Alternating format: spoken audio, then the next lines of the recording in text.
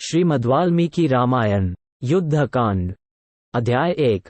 हनुमान जी की प्रशंसा करके श्रीराम का उन्हें हृदय से लगाना और समुद्र को पार करने के लिए चिंतित होना।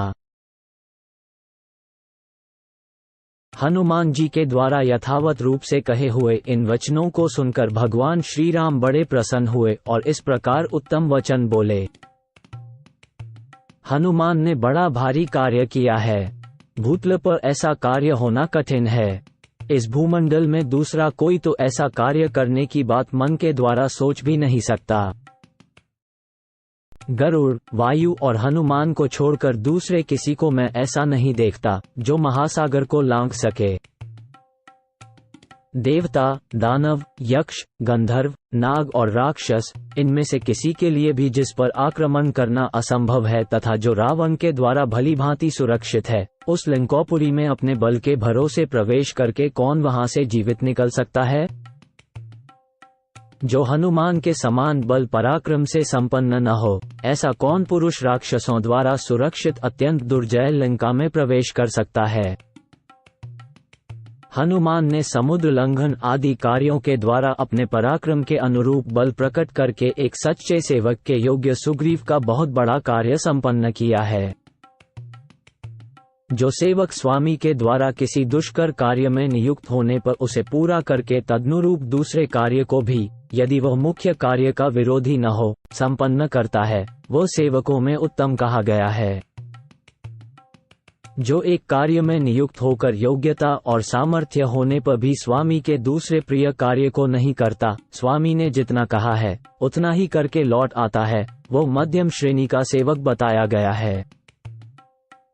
जो सेवक मालिक के किसी कार्य में नियुक्त होकर अपने में योग्यता और सामर्थ्य के होते हुए भी उसे सावधानी से पूरा नहीं करता, वो अधम कोटि का कहा गया है। हनुमान ने स्वामी के एक कार्य में नियुक्त होकर उसके साथ ही दूसरे महत्वपूर्ण कार्यों को भी पूरा किया, अपने गौरव में भी कमी नहीं आने दी, अपने आप को दूसरों की दृष्टि में छोटा नहीं बनने दिया और सुग्रीव को भी पुनर्तः संतुष्ट कर दिया। आज हनुमान ने विदेहनंदिनी सीता का पता लगाकर उन्हें अपनी आंखों देखकर धर्म के अनुसार मेरी, समस्त रघुवंश की और महाबली लक्ष्मण की भी रक्षा की है। आज मेरे पास पुरस्कार देने योग्य वस्तु का अभाव है। ये बात मेरे मन में बड़ी कसक पैदा कर रही है कि यहाँ जिसने मुझे ऐसा प्रिय संवाद सुनाया, उसका मैं कोई वैसा ही प्रिय कार्य नहीं कर पा रहा हूँ। इस समय इन महात्मा हनुमान को मैं केवल अपना प्रगाढ़ आलिंगन प्रदान करता हूँ, क्योंकि यही मेरा सर्वस्व है।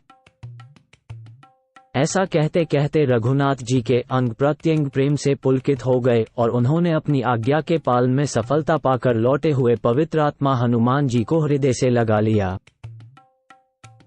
फिर थोड़ी देर तक विचार करके रघुवंश शिरोमणि श्रीराम ने वानर राज सुग्रीव को सुनाकर यह बात कही। बंधुओं, सीता की खोज का काम तो सुचारू रूप से संपन्न हो गया, किंतु समुद्र की दुस्तरता का विचार करके मेरे मन का उत्साह फिर नष्ट हो गया। महान जलराशि से परिपूर्ण समुद्र को पार करना तो बड़ा ही कठिन काम है। यहाँ एकत्र हुए ये वानर समुद्र के दक्षिण तट पर कैसे पहुँचेंगे? मेरी सीता ने भी यही संदेह उठाया था, जिसका वृत्तांत अभी अभी मुझसे कहा गया है। इन वानरों के समुद्र के पार जाने के विषय में जो प्रश्न खड़ा हुआ है, उसका वास्तविक उत्तर क्या है?